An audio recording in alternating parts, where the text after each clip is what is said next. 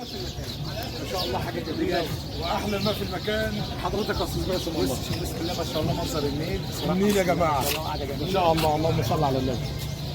ما شاء الله احلى ما في الرحله انت خلينا هنا بقى بس ايه على خير تعالي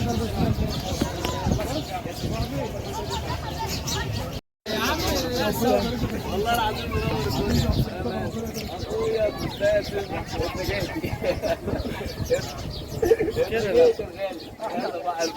احنا طبعا يا استاذ مصطفى كنا قاعدين منورين الدنيا ربنا يبارك لك. وقسما بالله منورين الدنيا يا جماعه. احلى اخوات في الدنيا والله العظيم. حسن انت منورنا. لا يا باشا الله يبارك لك. اهو قسما بالله حبيبي ده يا جماعه لسه جاي لنا من ريسكو. انا عاوز اقول لكم بقى النهارده لقاء العمالقه. صباح الفل. ده ابونا الكبير اللي مربينا ده بقى. يعني هو ده بقى اللي بنتعلم منه. حسن بلال بطبيخ مصطفى وامل قناه مصطفى امل والقناه وفر في بيتك من حاجه تكون حلوه والله. والله العظيم ما حد مبسوط. الله يبارك لك. قسما بالله ما حد مبسوط. يعني انتوا النهارده منورين الدنيا في البيت ومنور الدنيا. حسن منور. بص المحموديه قسما بالله بس انت منور الدنيا. الله يبارك لك. على فكره الراجل ده اهو ما بيجمعنيش. الراجل الطيب ده هو اللي لسه مجمعنا والله. يعني بصوا يعني يا جماعه اختاروا من على وجههم ولا وشهم زي ما بيقولوا كده. بصوا وشه كده. ربنا يبارك لك. ربنا يعزك يا رب. طبعا يا جماعه في انا فرحان يا جماعه النهارده عشان معاذ باسم ومعاذ حسن. مش عايز اقول لكم الفرحه اللي طب ما نقعدوا بقى ثواني بقى. هو بيصورنا عبده ومحمد النهارده. احنا عايزين بقى الدخله بتاعت العالم. انت تيجي تسلم عليهم تاني. ماشي. عشان ايه رايك بقى يا استاذ باسم؟ تدفع كام بقى لو عجبتك النهارده عصافير؟ هو انت بص الفت نظرك الحاجه اللي في دماغك. طبعا الصيد طبعا. هو فكرة الصياد بيبقى ماشي بيشوف حاجات ما فيش حد تاني بيشوفها. بيبقى شايف الصقر اللي بيحوم وشايف البومه اللي واقفه في مكان معين. ممكن حاجات ما بس الانسان الطبيعي بيشوفها. بيراقب الغراب بيراقب الطيور. حاجات كده بتبقى سبحان الله. سبحان الله. انت عارف يلفت نظر انا ايه؟ اقول لك دي شجره توت. ده شجره توت بس دي شجره توت بس ذكر. حبيبي يا استاذ سعادتك ربنا يبارك فيك. وبركاته متابعينا الاعزاء متابعين قناه حسن بلال بطبيط في كل مكان. اهلا وسهلا بحضراتكم. حسن بلال بطبيط ده لوحده بقى. ما انا هقول لك بقى اهو دلوقتي يا استاذ باسم. يا عم حاسن النهارده يا جماعه احنا بيجمعنا اخونا الكبير الاستاذ باسم واستاذنا ومعلمنا كلنا. الاستاذ باسم صاحب قناه وفر في بيتك بنوعات. ومعانا اخونا الغالي الاستاذ مصطفى اللي طال انتظار ان انا اقابله والتقصير مننا. الاستاذ مصطفى صاحب قناه مصطفى عمل. ومن روح التحاب والاخاء يا جماعه احنا حبينا ان احنا نصور فيديو مشترك لان طبعا متابعينا الغاليين في ناس متابعه هنا وهنا وبتفرح بحاجه فيها حب وحاجه فيها خير. كمل يا باشا. تعالى يا باشا كده شويه عشان تقدر برضه معانا كده. ما انا معاك ماشي يا شيخ ماشي. طبعا النهارده يمكن اخويا حسن واخويا مصطفى نعرفكم من مده ومن زمان، ولكن ده اول لقاء يحصل بينا في تجمع مشترك على واحلى لقاء ان شاء الله. وانا بقول دايما ان التعاون سر النجاح. وبقول دايما القنوات اليوتيوب المتعاونه هي قناه النجاح طبعا. والقناه اللي بيقول انا لوحدي وانا مع نفسي وممكن ينجح ولكن هتبقى نجاحه فتره مؤقته وبعد كده. ليه؟ لان انا بقول ان احنا بنكمل بعض. عقل مش زي عقلين، 3 عقول مش زي 4، و5 عقول مش زي 4.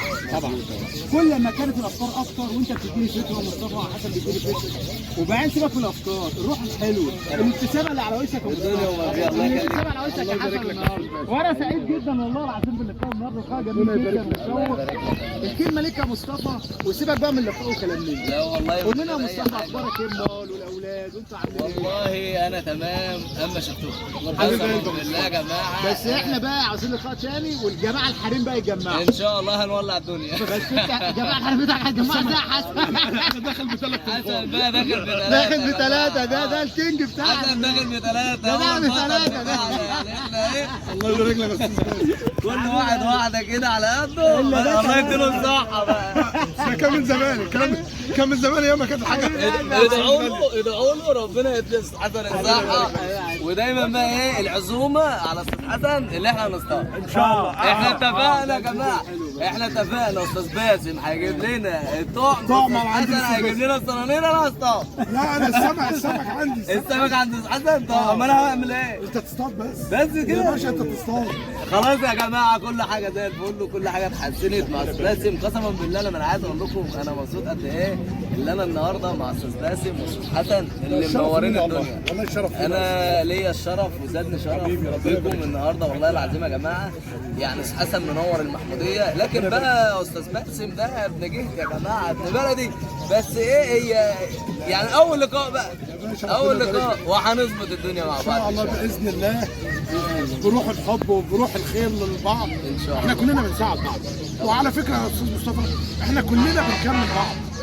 احنا كلنا واحد يا جماعه، كلنا لازم يعني كلنا اللي ناقصه معلومه بنستفيدها من الثاني. يعني انا ساعات لما بيبقى ناقصني حاجه تمام بخش على الاستاذ باسم اتفرج عليه افهم منه معلومه، لان هو الخبره طبعا يا جماعه. يعني هو خليك يا حبيبي، يعني جبنا حاج اكبر الحاج. الله يبارك هو فيك. طبعا استاذ باسم أخونا الكبير الخبرة. ومعلمنا صراحة. بالظبط كده يا جماعه تمام.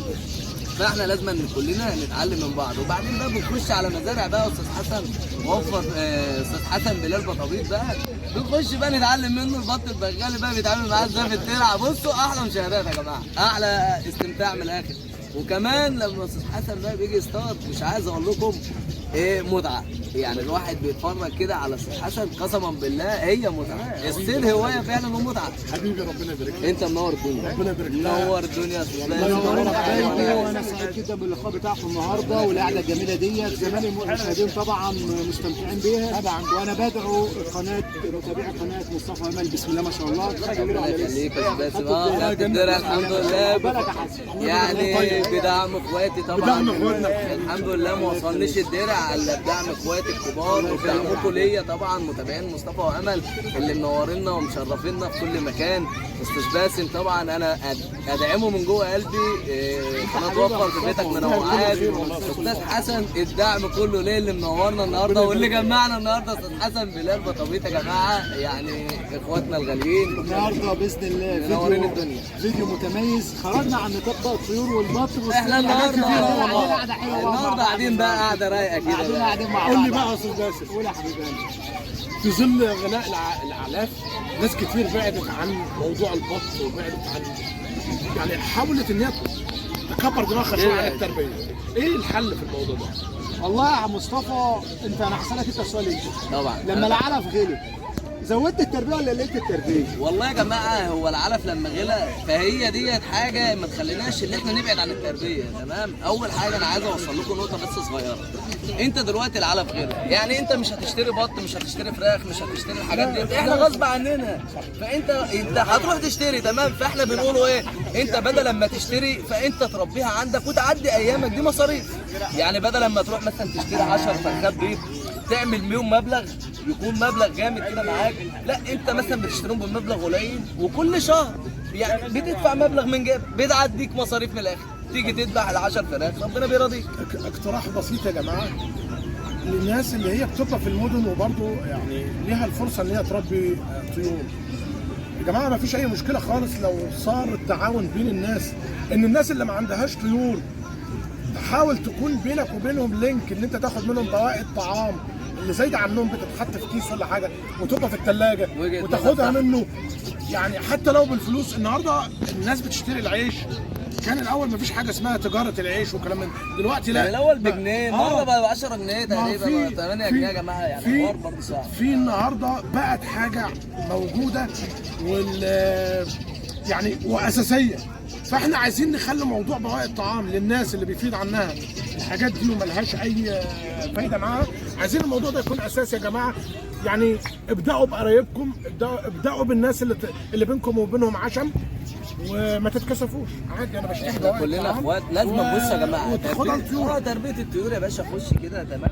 انزل اشتري شويه حاجات، شويه بواقي اكل من اي مطعم اتعامل معاه، بواقي الاكل اللي بتفضل منه بدل ما يرميها انزل انت اشتريها بالكيلو، هتشتريها يعني بحاجات خفيفه، اسعار رمزيه تمام، اسعار مش غاليه، بس هتوفر لك معاك في الطيور.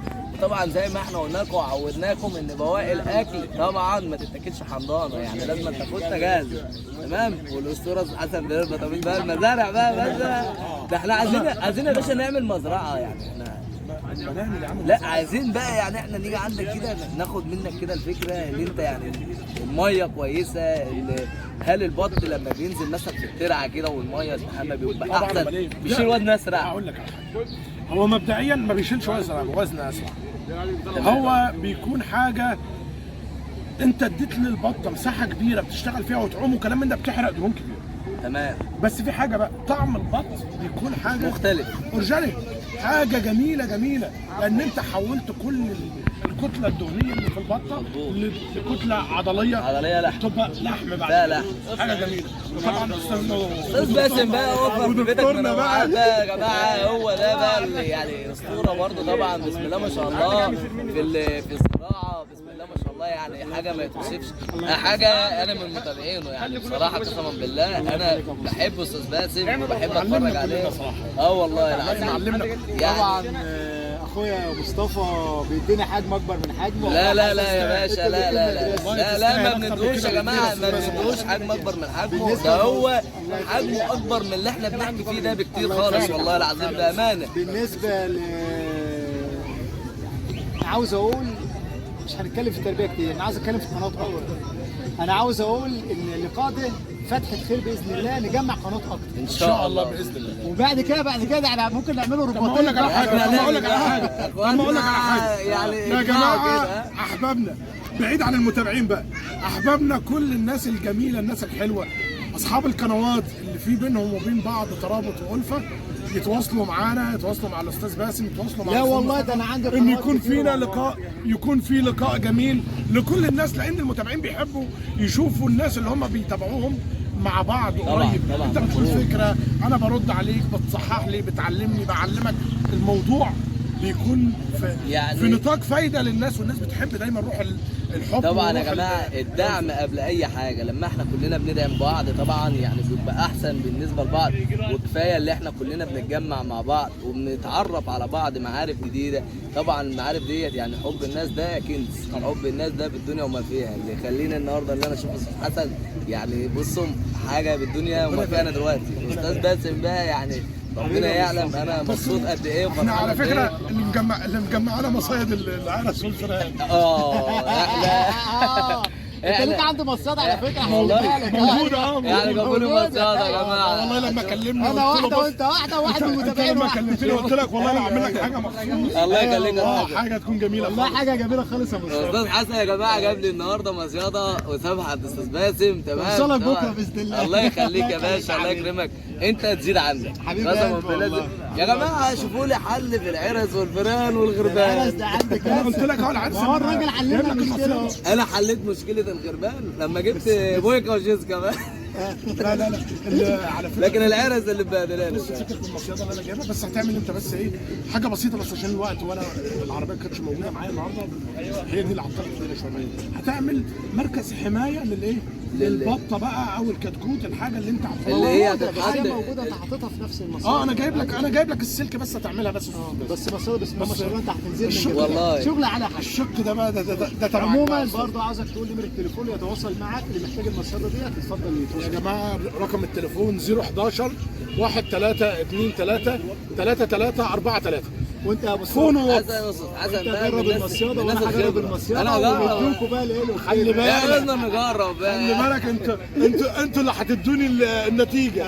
10 من 10 ان شاء الله. هو على فكره انا امبارح كنا محمد كان معايا واستغلت الظروف وصورنا فيديو للفار وهو بيدخل المصيده، سايبين زي 10 جايين بقى في فيديو ده. انا عندي قطط مظبطين الدنيا. مشكلتنا دلوقتي مع الاماكن اللي بيبقى فيها علف كتير وعيش كتير وعندنا مخزن علف، فده بيجيبهم من اخر الدنيا غصب عننا، المكان مفتوح بقى وكده. مصطفى عشان ما نطولش على الناس، طبعا يا جماعه انا يعني سعيد جدا والشرف يعني عندي والله العظيم، قرب ربنا يا وحده عم اللي عبد يعلم اللي انا معايا النهارده استاذ باسم ومعايا استاذ حسن. وفر في بيتك منوعات استاذ باسم واستاذ حسن بلال بطبيط، طبعا من الناس المحترمه جدا واللي زيدني شرف. ربنا يبارك يا لك. رب نكونوا خفاف على قلبكم وعند حسن ظنكم، فضلا وليس امرا. اللايك والاشتراك في القناه عشان يوصلكم كل جديد ان شاء الله. ان شاء الله اتفقنا باذن الله. اللي عايز يعرف المصيده اصطادت ولا لا يا جماعه ولسه يا جماعه يعمل اشتراك عشان يعرف، علشان الموضوع ما يتوهش منه. واللقاءات الجايه ان شاء الله في ايدكم عند استاذ حسن بلال بطبيط بقى واحنا بنصطاد، وهنجمع برضه الحبايب، الأسر إن شاء الله هنجمع بإذن الله. الاسر ان شاء الله مع حاجة تكون بعضها. جميلة إن شاء الله. صباحكم مليان بالتفاؤل والخير، والسلام عليكم ورحمه الله وبركاته.